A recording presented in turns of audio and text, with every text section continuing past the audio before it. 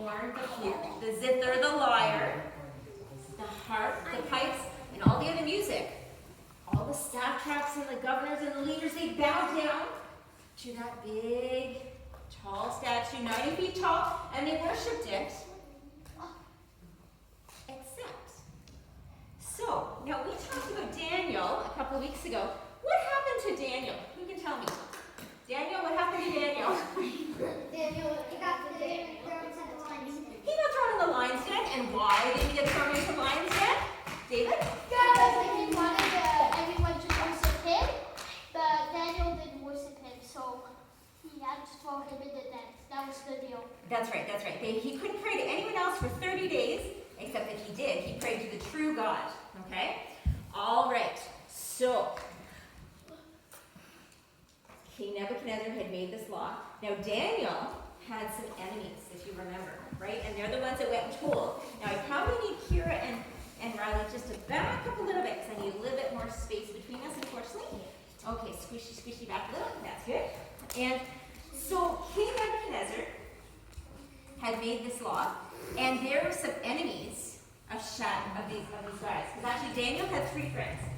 He had friends, Shadrach, Meshach, And Abednego. and Abednego.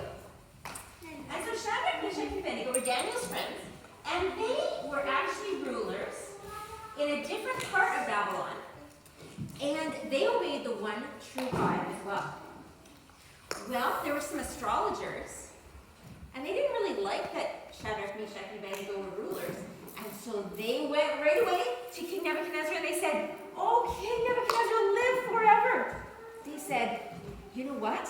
You made a law that said every time we hear, say it with me, the sound of the horn, the flute, the zither, the lyre, the harp, the pipes, or any other music, we need to bow down and worship the gold statue. And if we don't, you're going to throw us into the fiery furnace." Well, O king, there are some Jews that you made rulers in Babylon, and guess what? They don't serve your gods, and they aren't worshiping the statue that you set up. Now, King Nebuchadnezzar was a lot different than King Darius. Now, remember King Darius, when he had to throw Daniel in the lion's den, was he happy? No. No, he was really worried. King Nebuchadnezzar, not so much. King Nebuchadnezzar, when he heard that, he was furious. He was so angry, and he said, "Bring Shadrach, Meshach, and Abednego to me." So they brought Shadrach, Meshach, and Abednego. And King Nebuchadnezzar looked at them, and he did like them, so he thought, "I'll give them a chance," but he was still angry. He said, "I hear something, Shadrach, Meshach, and Abednego. I hear that you are not falling down and worshiping my golden statue. So, I'm going to give you a chance, Shadrach, Meshach, and Abednego. If, when you hear the sound of say with me, the horn, the flute, the zither, the lyre, the harp, the pipes, and all of the music, if you bow down right away, everything's good, you're okay. But let me tell you, Shadrach, Meshach, and Abednego, if you don't bow down, I am throwing you in that fiery furnace, and no God can save you then." Well, Shadrach, Meshach, and Abednego, they looked at the king, and they thought, well, there's only one thing we can do. I see airplane. And so they said to the king, they said, "Oh, king, you know what? Even though you're saying that, the God we serve is able to save us, and we trust that he's going to rescue us out of your hand. But we want you to know, king, that even if he doesn't rescue us, we will not bow down and worship your golden statue, nor will we serve your gods." Well, King Nebuchadnezzar was so angry that he said, "Make that furnace 7 times hotter than ever before, and get my strongest guards." So they got their strongest guards, strong soldiers, and he said, "Tie up Shadrach, Meshach, and Abednego really tight, and throw them into the fiery furnace with all their clothes on, with their robes and their trousers and their turbans and all their clothing. Throw them right in." So the big soldiers went, and they tied them up, Oh no. tied them